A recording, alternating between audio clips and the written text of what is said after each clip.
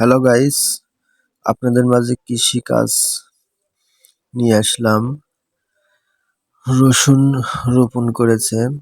রসুনের ভেতর কত ঘাস হয়েছে, সে ঘাসগুলো তুলে উঠাইতেছে বা জমিটা পরিষ্কার করে দিতেছে এবং নিড়াইতেছে। কিন্তু এই নিড়ানটা অনেক আগে দেওয়া লাগতো। রসুনগুলো তখন আরো শক্তিশালী হয়ে উঠতো। কিন্তু যে খাবারটা দিছে সব ঘাসগুলো খেয়ে ফেলছে। কিন্তু রসুনগুলো নির্জীব হয়েছে দেখেন। রসুনগুলো মনে হয় হালে যাইতেছে, গায়ে জোর বল কিচ্ছু নাই। কিন্তু এর ভেতরে আরো ধনে আন্দুনি শাক, যেগুলো আমরা তরকারিতে খাই, সেগুলো লাগাইছে।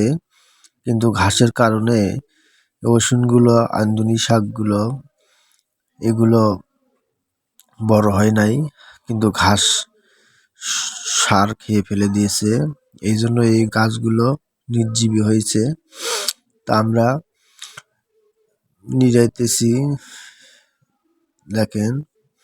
পরিষ্কার করে না দিলে রসুনগুলো হবে না, তাই আমরা এগুলো নিড়িয়ে দিতেছে।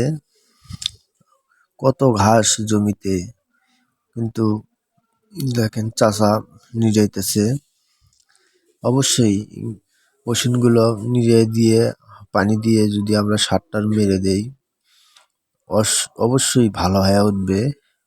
যে রসুনের দাম, আমরা যে চাষ করেছি, এই চাষগুলো ঠিক মতো যদি আমরা যত্ন করি, অবশ্যই তার ফলাফল অবশ্যই আমরা পাবো। কিন্তু যত্নর অভাবে রসুনগুলো কীরকম হয়ে গেছে। তাই আমরা যথেষ্টভাবে আমরা চেষ্টা করব, ঠিকমতো নিয়মিত সার ব্যবহার করব, নিয়মিত তার যত্ন নিব। আমরা যদি এই জিনিসগুলো নিয়মিত যত্ন নেই, অবশ্যই জিনিসগুলো, ফসলগুলো ভালো হবে। তাই আমরা সবসময় চিন্তা ভাবনা করব, আমরা এই ফসলগুলো যখন রোপণ করব, তার কিছুদিন পর থেকেই যখন দেখব ঘাস বেড়ে গেছে, তখন আমরা সেই ঘাসগুলো উঠিয়ে ফেলবো। তখন এই ফসলগুলো অনেক ভালো হবে। তাই আমরা সবসময় খেয়াল রাখবো, তাহলে আমাদের ফসলগুলো অবহেলিত হবে না। তা আমরা সবসময় চিন্তা ভাবনা করব, দেখশন করব। জিনিসের যত্নই বড় জিনিস, যত্ন ছাড়া জিনিসগুলো কখনো হবে না। আমরা যদি যত্ন করি, অবশ্যই তার প্রতিদান আমরা কিছু পাবো, আমরা প্রতিদান পাবো। তাই আমরা যত্ন সহকারেই আমরা সব কাজকর্মই করব। কৃষিকাজ যত যত্ন করবেন, তত সফলতা পাবেন। যত্ন না করলে কোনো সফলতা পাওয়া যায় না। যে কোনো কাজই হোক, সব কাজই যত্ন করলে তার ফল অবশ্যই পাবেন।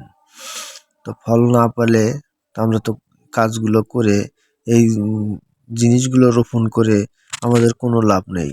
আমরা দুটো টাকার